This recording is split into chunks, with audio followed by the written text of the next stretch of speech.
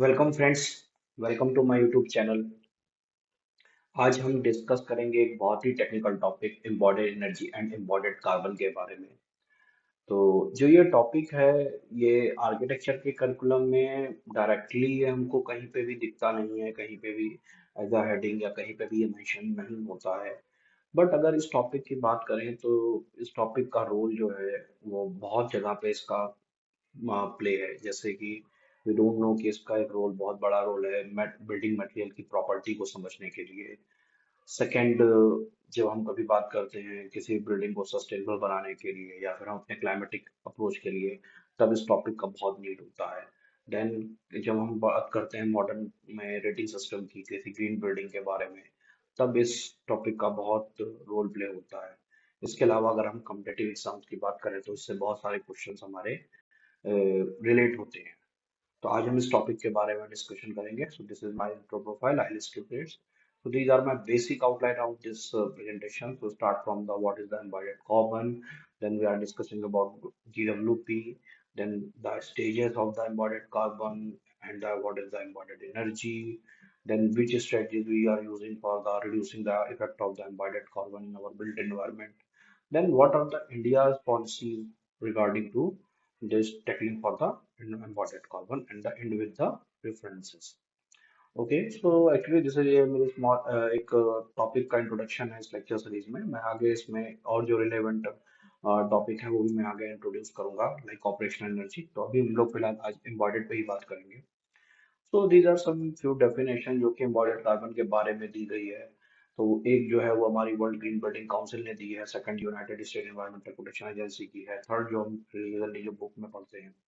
तो embodied carbon की अगर बात करें तो एक ये ग्रीन हाउस एमिशंस है जो कि associated with material and construction process through the whole life cycle of a building और इंफ्रास्ट्रक्चर। ओके, तो ये सेकंड डेफिनेशन पढ़ते हैं, देन मैं आपको उसको डिस्क्राइब करता हूँ। एम्बॉडेड कार्बन क्या है? Also known as embodied greenhouse gases emission. Okay, so refer to the amount of GHG emission associated with upstream extraction, production, transport, and manufacturing stages of a product's life. Okay, so many initiatives to the track, disclose, and reduce embodied carbon emission also consider emission associated with the use of a product and its disposal. Okay, तो अब जैसे इसमें क्या definition करती है कि जब भी कोई प्रोडक्ट होता है तो उसके लिए हमको कुछ एक रॉ मटेरियल चाहिए होता है। ओके, देन उस रॉ मटेरियल को फिर हमको ट्रांसपोर्टेशन करना, देन उसको मैन्युफैक्चरिंग प्रोसेस में लाना, देन उसको यूज करना, देन उसको डिस्पोजल प्रोसेस के लिए जाना। तो जो ये इसकी पूरा प्रोसेस होता है, इसी प्रोडक्ट की जो लाइफ होती है उसको हम उसको लाइफ साइकिल असेसमेंट के अंदर क्लियर कर मतलब कैलकुलेट करते हैं। और उसमें लगने वाला जितना भी हमारा कार्बन प्रोड्यूस होता है एम्बॉडेड, उस कार्बन को ही हम एम्बॉडेड कार्बन बोलते हैं in the term of this. तो जो हमारा स्टार्टिंग में जो रॉ मटेरियल को एक्सट्रैक्ट करना होता है, देन उनको ट्रांसपोर्ट करना होता है, इसको ही हम अपफ्रंट बोलते हैं। ओके, जो कि यहाँ पे आपका कई जगह मेंशन होगा। ओके, आगे हम इस पर डिटेल में बात करेंगे। और जो जनरल डेफिनेशन क्या कहलाती है? एम्बॉडेड कार्बन एक sum of the greenhouse gas का एमिशन है, जो कि रिलीज होता है रॉ मटेरियल के एक्सट्रैक्शन करने में, उसको ट्रांसपोर्ट, मैन्युफैक्चरिंग, कंस्ट्रक्शन प्रोसेस में, उसके मेंटेनेंस, उसके renovation and end of the life of the product और system. Okay, so this is the embodied carbon. Okay, अब बात करते हैं जीडब्ल्यूपी की। तो we just shifted this on next slide. तो ग्लोबल वार्मिंग पोटेंशियल, तो अब ये क्या होता है ग्लोबल वार्मिंग पोटेंशियल, हम इसके बारे में बात करते हैं। जैसे अगर हम देखें तो हमारे इतनी सारी कंट्रीज हैं, तो हर कंट्रीज की अपनी एक करेंसी है। तो ये बहुत ही टिपिकल होता है हमारे यहाँ सिस्टम कि हमें अगर कोई भी चीज आपस में एक दूसरे से इंटरचेंज करना है तो हमारे पास एक कॉमन चीज नहीं होती थी पहले के सिस्टम में। तो पहले के सिस्टम में हम क्या करते थे, जो भी हमारी वस्तुएं होती थी उनका एक दूसरे से इंटरचेंज करते थे। इट डिपेंड्स कि वो कौन सा कितना अमाउंट क्या कितना दे रहा है। फिर धीरे धीरे हमारी करेंसीज आई। अब जब बड़े लेवल पे ग्लोबल इकोनॉमी की बात करें तो हर कंट्री की अपनी खुद की एक इकोनॉमी और एक खुद की एक करेंसी है। तो अब एक जो नेशनल लेवल पे जो इंटरनेशनल लेवल पे ट्रेड है वो बड़ा टफ काम होता था। तब फिर जो क्या हुआ कि एक एक करेंसी को हमारा एक स्टैंडर्ड माना गया जो कि डॉलर। तो यूएस डॉलर, तो उस यूएस डॉलर के इकोनॉमी के अकॉर्डिंग हर करेंसी का एक रेट तय होता है। ओके, तो उससे फिर हमारा ये फिक्स होता है कि इससे ही हमारा डॉलर जो है हमारा वो एक स्केल है, तो हम इजिली उस चीज़ों को कन्वर्जन कर सकते हैं। तो उसी तरीके से जब हम गैस की बात करते हैं, तो हर एक गैस जो होती है हमारी, वो एक इन्वायरमेंट में उसका ग्लोबल वार्मिंग पोटेंशियल क्या है, उसका वो एक स्केल कहलाता है। जैसे कि जो भी हमारे धरती पे रेडिएशन आता है ना शॉर्ट वेव फॉर्मेट, तो अर्थ से टकराने के बाद वो जब लॉन्ग वेव रेडिएशन में जब वो बाहर की तरफ जाना होता है, तो जो हमारे गैसेस के मॉलिक्यूल्स होते हैं वो बेसिकली उन लॉन्ग वेव रेडिएशन को एब्जॉर्ब करते हैं। तो जब वो लॉन्ग वेव रेडिएशन को एब्जॉर्ब कर लेते हैं, तो उसको बेसिकली उन लॉन्ग वेव, इसी को ही हम लोग जो है एक तरीके से ग्लोबल वार्मिंग पोटेंशियल कहते हैं। ठीक है, कि वो कितना एनर्जी जो है वो कितना वो रेडिएशन को वो एब्जॉर्ब कर पाते हैं एटमॉस्फेयर को। ओके, तो अब इसके लिए कि ये स्केल एक टेबल डिसाइड हुआ है, तो इसमें आपको जो ये वैल्यूज हैं, ये आपको कहीं कहीं पे थोड़े बहुत कम ज्यादा मिल सकते हैं, जैसे यहाँ 28 एटम में भी, क्योंकि हर एक ऑर्गेनाइजेशन अपनी अलग अलग उसको डिफाइन करती है, तो 28 की जगह 23 भी हो सकता है, 21 भी हो सकता है। बट हाँ, इतना डिफर नहीं करेगा कि 10 या 5 हो। बट हाँ, 21 से 28 के बीच में ये 30 तक वेरी करता है। तो अब जैसे इसका इनका मानना है कि जितना कार्बन डाइऑक्साइड, इसमें क्या हुआ है कि CO2 को ही हमारा स्टैंडर्ड माना गया है। तो जितना CO2 हमारा 100 साल में इन्वायरमेंट को हार्म करेगा, उस वैल्यू को GWP1 माना गया है। तो जो स्टेटस डॉलर का होता है हमारा कॉमन वैल्यू में, कि US डॉलर से हम करेंसी देखते हैं कि कम और ज्यादा, तो वो इस स्केल में GWP में CO2 का होता है। तो जितना CO2 हमारा 100 साल में हार्म करेगा एनवायरनमेंट को, उसको वैल्यू हम 1 देते हैं। तो अगर उसके साथ में कंपैरिजन देखा जाए, तो जो मीथेन गैस है, जितना वो हम 100 साल में मतलब कार्बन कर रहा है, कार्बन डाइऑक्साइड कर रहा है, उतना मीथेन मतलब मीथेन जो है वो 28 गुना कर रही है और इन्वायरमेंट को। हाँ, तो उस तरीके से ये हमारा एक स्केल है जो गैस, तो N2O जो है वो 265 टाइम्स मतलब मल्टीप्लाई हायर है GWP उसका।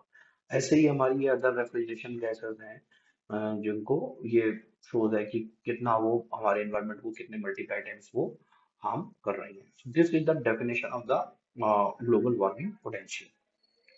अब हम देखते हैं स्टेजेस ऑफ एम्बॉडेड कार्बन। तो उसके पहले हम एक कार्बन का एक इंक्लूड देख लेते हैं। तो इसमें अगर हम ध्यान से देखें, तो extract raw material.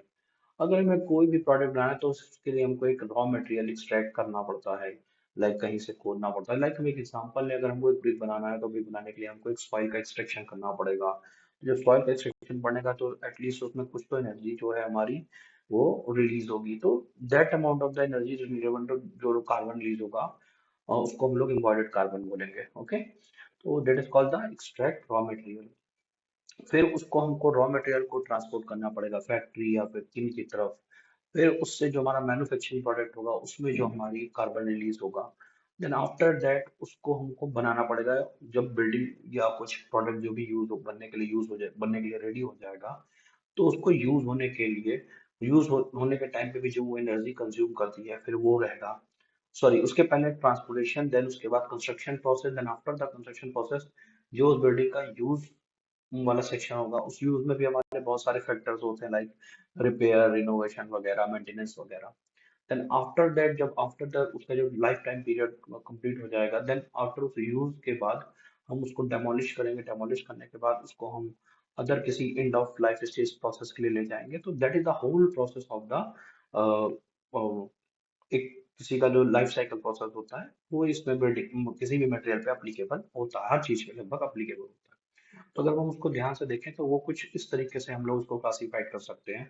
The first one is the product stage, जिसमें हम रॉ मटेरियल को सप्लाई करते हैं, उसमें उसका ट्रांसपोर्टेशन और रॉ मटेरियल का मैन्युफैक्चरिंग प्रोसेस में आता है। ओके, सेकंड वन जो होता है वो कंस्ट्रक्शन प्रोसेस स्टेजेस है, जिसमें ट्रांसपोर्ट और कंस्ट्रक्शन इंस्टॉलेशन प्रोसेस आता है।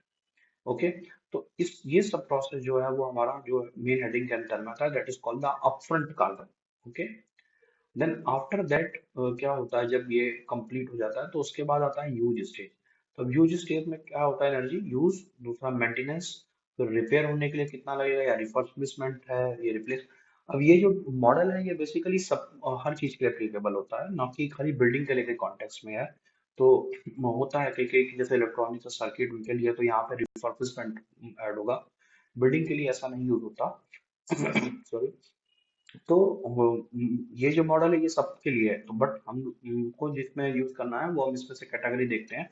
बिकॉज जो ये इमेज है ये लाइफ साइकिल एनालिसिस को लेकर के है, उसके सॉफ्टवेयर के स्क्रीनशॉट के लिए है। Okay, so don't be confused. तो देन रिप्लेसमेंट। ओके, तो ये हमारा जो है वो यूज स्टेज में आता है। तो अगर हमको कभी ऑपरेशनल एनर्जी के बारे में स्टडी करना हो तो हमको केवल इतना सेक्शन ही हमको स्टडी करना पड़ता है यूज स्टेज का। देन आफ्टर द यूज जो है वो उसका प्रोडक्ट का and of the life stage जो है हम जो है कंसीडर करते हैं। अब उसमें वो उसका डीकंस्ट्रक्शन करना या डिमोलिश, फिर उसको ट्रांसपोर्ट करना, देन वेस्ट प्रोसेसिंग में डालना, देन उसका डिस्पोजल होना।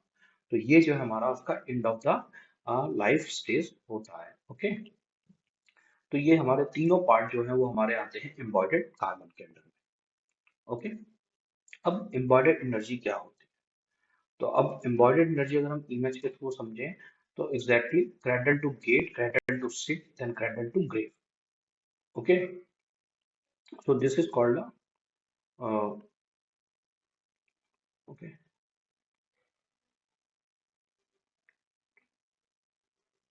ओके, सो अगर हम यहाँ देखें क्रेडल टू गेट जो है हमारी embodied energy of individual building components, individual building components, then cradle to site energy required to the produce the finished product. Sorry, then cater to the grade energy consume by the life of a building. तो basically कहने का मतलब है अब जो भी हमारी building है कुछ भी है तो वो चार स्टेजेस में है। प्रोडक्ट स्टेज जहाँ से हम रॉ मटेरियल ट्रांसपोर्ट और मैन्युफैक्चरिंग करके, then after that construction stage जिसमें से transportation, construction, installation process, then after that जब वो चीज कंप्लीशन हो जाएगी तो देन उसको फिर हमारा यूज प्रोसेस में आएगी जिसमें यूज, मेंटेनेंस, रिपेयर, रिफर्समेंट और रिफर्बिशमेंट एंड रिप्लेसमेंट जो है ये सेक्शन आता है। Okay, then after the use that is comes under the end of the life stage जिसमें deconstruction, demolition and transportation। तो इस प्रोसेस से यहाँ तक के प्रोसेस को हम लोग जो भी इंडिविजुअल बिल्डिंग कंपोनेंट यहाँ तक आएगा इस स्टेज पर उसको हम इंडिविजुअल बिल्डिंग कंपोनेंट की एम्बॉयडर्ड एनर्जी बोलते हैं। ओके, तो this is the main thing कि अगर हमें इंडिविजुअल बिल्डिंग मटेरियल का किसी कंपोनेंट के बारे में समझना है कि इसकी embodied एनर्जी क्या है, तो from the raw material to the individual building component is called the embodied energy of that particular material। इसमें उसका raw material extraction to plus transportation both comes under this. Okay, अब as an term for architect हम बात करते हैं कि अगर हमारी एम्बॉडेड एनर्जी या एम्बॉडेड कार्बन को कंट्रोल करना है बिल्ट एनवायरनमेंट में या रिड्यूस करना है, हम इसको खत्म नहीं कर सकते, तो कौन कौन सी स्ट्रेटेजीज को हमको इसमें एप्लीकेबल करना होगा? तो उसमें जो फर्स्ट आती है हमारी डिजाइन स्ट्रेटेजीज। तो डिजाइन स्ट्रेटेजी में जो फर्स्ट पार्ट है कि हमें अपनी कोई भी बिल्डिंग है तो उनको हमें रीयूज, रिनोवेशन और रिट्रोफिटिंग के पार्ट करना किसी भी बिल्डिंग का करना चाहिए, रेदर देन कि हम उसको पूरा डिमोलिश करके उसकी जगह एक न्यू बिल्डिंग बनाएं। बिकॉज अगर हम उस बिल्डिंग को रीयूज और रीइनोवेशन के कॉन्सेप्ट में लेते हैं या उसको फिर से रिफर्बिश या फिर कुछ करते हैं रेट्रोफिटिंग, तो उससे जो क्या है हमारा जो होल बिल्डिंग का लाइफ साइकिल असेसमेंट है वो लमसम 44% जो है वो घट जाता है अगर हम बिल्डिंग को रीयूज के कॉन्सेप्ट में लेते हैं। सेकंड, दे सेड कि आर्किटेक्ट जो है उनको एक इसको चैलेंज की जैसा लेना चाहिए और डिजाइनिंग को, और कोशिश ये करना चाहिए कि जो हमारी रिक्वायरमेंट है उसको कम से कम एरियाज में वो फुलफिल करें, ताकि उस चीज़ों से वो क्या हो कि जितना कम यूज होगा उतना ही कम एफएआर लगेगा, उतना ही कम ब्लॉक का डिजाइनिंग होगा, तो हमारा जो फ्लोर एरिया है वो लमसम कम होगा। तो this is the second strategy, but ये हर जगह अप्लाई होती भी है कि नहीं होती है, डिपेंड्स अपॉन डिजाइनिंग।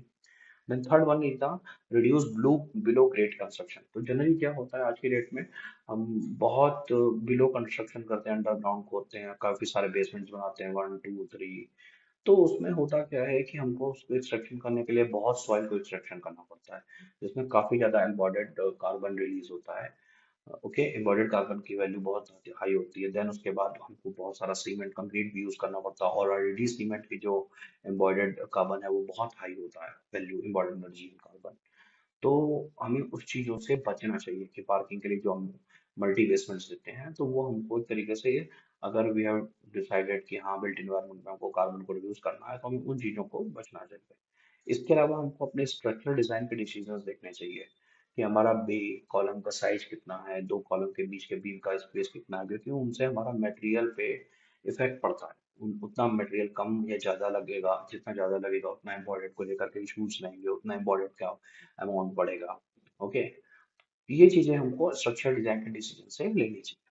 इसके अलावा आर्किटेक्ट्स को अपनी किसी भी बिल्डिंग का एनर्जी मॉडलिंग के साथ साथ उसको whole building life cycle assessment भी करवाना चाहिए कि उस बिल्डिंग का लाइफ साइकिल असेसमेंट क्या है, उसको और डिटेल में उन चीजों को समझने के लिए, ताकि हम उस पर और भी ज्यादा उन चीजों को कर सकें। जनरली आर्किटेक्ट इस चीज पे ध्यान नहीं देते। इसके अलावा material and system selection strategies की बात करते हैं, तो उसमें सबसे पहला सजेशन होता है कि आपको बायो बेस्ड मटेरियल जो है वो जनरली यूज करना चाहिए। उसका रीजन सबसे बड़ा है कि जो उसमें बायो बेस्ड मटेरियल होता है उसमें अप फ्रंट जो इम्बॉडेड कार्बन की वैल्यू है वो कम होती है।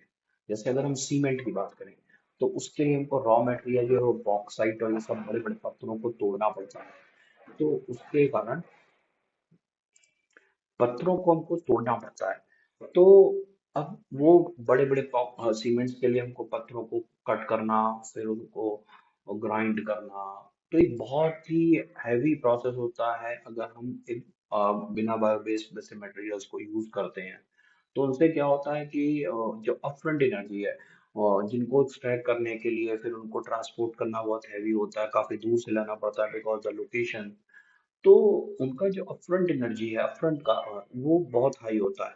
तो इसलिए हमको जो बायो बेस्ड मटेरियल है वो अपनी बिल्डिंग में यूज करने चाहिए। जैसे कि एग्जांपल कि bamboo, timber, fibre board, wooden का straws and clay straw, hempcrete, कॉक वूल, है ना।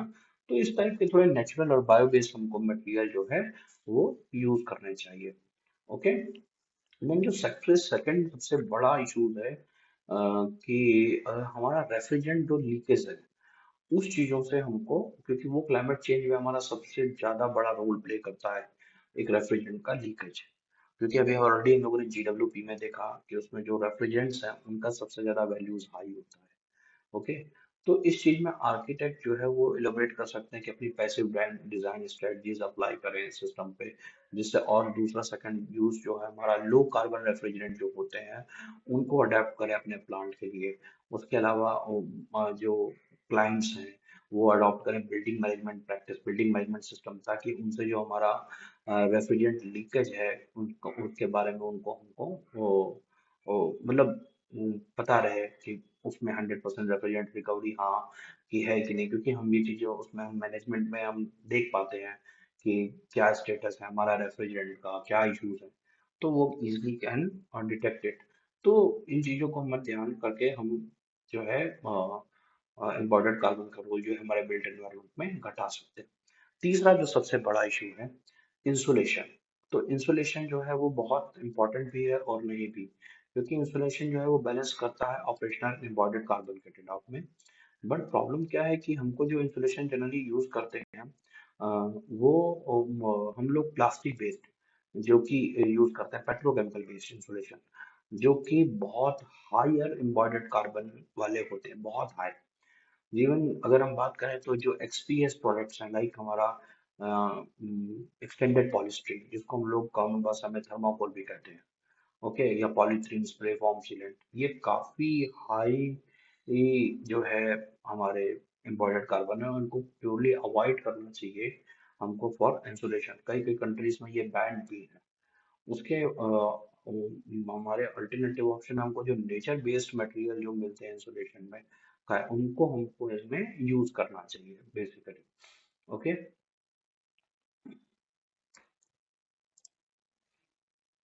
ओके, फिर इसके बाद अगर हम स्ट्रेटजीज वाली बात करें तो डिजाइन में हम एक और स्ट्रेटजीज कर सकते हैं कि जो रिफर्बिश्ड मटेरियल्स हैं, जैसे कि जो हमारे वेस्ट में से जो कुछ मटेरियल्स जनरेट करके तो अगर हम वो यूज कर सकते हैं तो हम एज अ डिजाइन में उनको यूज करना चाहिए, जैसा कि एक इमेज में दिखा रहा है, बट ये हर बार एप्लीकेबल नहीं होता है। इसके अलावा जो सेकंड टेक्निक है कि जब हम अपनी प्रोडक्ट्स को यूज करते हैं तो उसको परमानेंटली फिक्स करने के बजाय उनको इस तरीके से यूज करें कि उनको डिसअसेंबल करना आसान हो। बिकॉज हम ऐसा भी करते हैं तो हमको at the time of fixing हमको बहुत ही कम एनर्जी यूज होगी, और जब एट द टाइम ऑफ जब हमको रिमूवल करना होगा तो उस केसेस में भी हमको बहुत कम एनर्जी लगेगी अगर हम डिजाइन और डिसम्बली जैसा कुछ कर पाते हैं तो। इसके अलावा जो है एक हमको जो फिनिशेस होती हैं उनको केयरफुली चूज करना चाहिए इंटीरियर से लेकर सब जगह पे। ठीक है। हम्म, इसके अलावा अगर हम बात करें तो जो हमारा ऐसे मटेरियल जो कि रिसाइकलेबल होने के चांसेस बहुत कम है उनको कम से कम करना चाहिए। ओके। अब जैसे इसमें पहला क्या है कि हमें वो मटेरियल अवॉइड करने चाहिए जिनका हम रिसाइकल और यूज ना कर सकें। दूसरा, हमें कोटिंग अवॉइड करनी चाहिए कुछ, जैसे वो एडेसिव, क्योंकि इसमें क्या होता है कि ऐसे जो कोटिंग करने के बाद फिर जो है वो मटेरियल या कंपोजिट का एक्शन वो रिसाइकलिंग के प्रोसेस को प्रिवेंट नहीं होते। तो हमें ये दो चीजों का थोड़ा ध्यान रखना चाहिए। एक तो वो मटेरियल यूज नहीं करने चाहिए और दूसरा वो उनको ऐसे कोटिंग और एडेसिव जो है वो हमको यूज नहीं करने चाहिए। Okay. Then another one is the specification and procurement strategies. तो इसके लिए हमको ईपीडी एनालिसिस यानी कि इन्वायरमेंटल प्रोडक्ट डिक्लेरेशन, ये हर एक प्रोडक्ट में लिखा होता है कि वो कितना वैल्यू है, ये हम उस बेस्ड पे हमको देख करके चेक करके लेना चाहिए कि हाँ वो चीज हमें यूज करने लायक है या नहीं है। तो उसमें जो है हमारे एक लाइफ साइकिल असेसमेंट की बेसिस पे कितना कार्बन उसका एमिशन है पर यूनिट मटेरियल ये उस पर मेंशन होता है। तो ये हम देख करके हम किसी भी प्रोडक्ट को हम यूज करने के लिए अपने बिल्डिंग में अप्लाई करने के लिए हम लोग ले सकते हैं। देन इसके बाद जो है सबसे इम्पोर्टेंट, जो सबसे ज्यादा हमारा रोल प्ले करता है वो है सीमेंट एम्बॉयडर्ड में। तो उसमें हमको उसका वॉल्यूम जो है बोर्डेड सीमेंट का उसको मिनिमाइज करने की कोशिश करना चाहिए। इसके अलावा हमको टाइप 1 एल सीमेंट जिसमें कि fly ash slag and other supplementary cementitious material है, तो जिनको लॉन्ग क्यूरिंग डेम है अदर स्ट्रेटजीज, उनको हम जो है इसमें की वजह से हम रिप्लेस कर सकते हैं। ठीक है। तो ये हम इसमें कर सकते हैं। ओके। कि उसका हमें एक सब्स्टिट्यूट ढूंढना चाहिए सीमेंट के कंपैरेटिवली। अब बात करते हैं हम कि इंडिया का क्या फ्रेमवर्क है एम्बॉयडर्ड कार्बन से टैकल करने के लिए। तो इंडिया करंटली अभी इस पे काम कर रहा है, बहुत सारी पॉलिसीज पे वो ऑलरेडी वर्किंग है। तो अगर हम बात करें तो खाली बिल्डिंग के टर्म है तो उसके बहुत सारे code already day by day इस पे वर्किंग चल रहा है और हर ईयर बाय ईयर अपडेटेड आ रहे हैं। उनके कई पॉलिसीज हैं जिसमें 2070 तक इंडिया को नेट जीरो एनर्जी, तो अलग अलग section wise India already grow कर रहा है। अगर हम बिल्डिंग की बात करें तो उसमें से फर्स्ट है जो हमारा ईसीबीसी है। So that is called the energy conservation building code. और ये जो कोड है हमारा, ये केवल और केवल अप्लीकेबल होता है कमर्शियल बिल्डिंग के ऊपर। तो इसमें भी लेकिन उन्होंने, चूंकि इंडिया एक बहुत ही बहुत पॉपुलेटेड कंट्री है, तो यहाँ पे उन्होंने एक रेंज दे रखा है कि अगर इसके कनेक्शन, बेसिकली ये जो कोड है वो इलेक्ट्रिकल एनर्जी को लेकर के ज्यादा है। तो उन्होंने ये जो कोड है एप्लीकेबल होता है जहाँ पे हमारा कनेक्शन 100 किलोवाट से ऊपर होता है और ग्रेटर और ट्रैक डिमांड ऑफ 120 किलोवाट। तो हम इस कोड को अप्लीकेबल करते हैं फॉर एनर्जी डिमांडिंग और एनर्जी रिलेवेंट ऑब्जेक्ट के लिए। बट ये जो है केवल और केवल कमर्शियल पे अप्लीकेबल होता है, रेजिडेंशियल पे ये कोड अप्लीकेबल नहीं होता है। Second one is the eco Niwas Samhita, 2021 में ये रिलीज हुआ है और यही कोड जो है हमारा, ये बेसिकली रेजिडेंशियल के लिए स्पेशली आया है एनर्जी कंजर्वेशन। तो इसमें जो है हमारा एवरीथिंग इज मेंशन।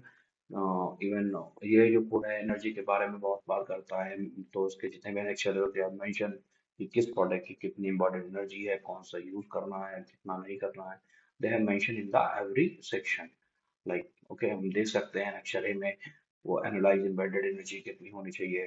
तो ये जो कोड है ये डायरेक्टली ये रिलेवेंट करता है एम्बॉडेड कार्बन और एम्बॉडेड एनर्जी से।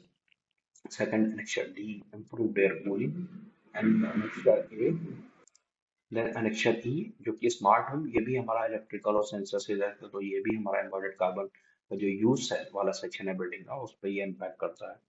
ठीक है। दिस इज द टेबल जहाँ से हम इजीली देख सकते हैं कि कौन सा मटेरियल कितना एम्बेडेड एनर्जी रिलीज करता है। जैसे हम यहाँ पे इजीली देख सकते हैं कि जो शीट ग्लास है उसके एम्बेडेड एनर्जी की वैल्यू काफी हाई है। ओके। बहुत हाई है एम्बेडेड एनर्जी की।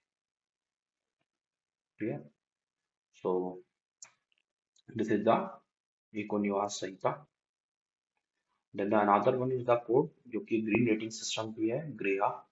तो इस रेटिंग सिस्टम के अंदर एनर्जी को लेकर के काफी जगह अलग अलग पॉइंट्स ऑलरेडी मेंशन है, जिसमें एक पॉइंट बिल्डिंग मटेरियल को रिलेवेंट भी है। देन हमारा एनर्जी कंजप्शन को लेकर के भी है, कंफर्ट लेवल है चलने के लिए।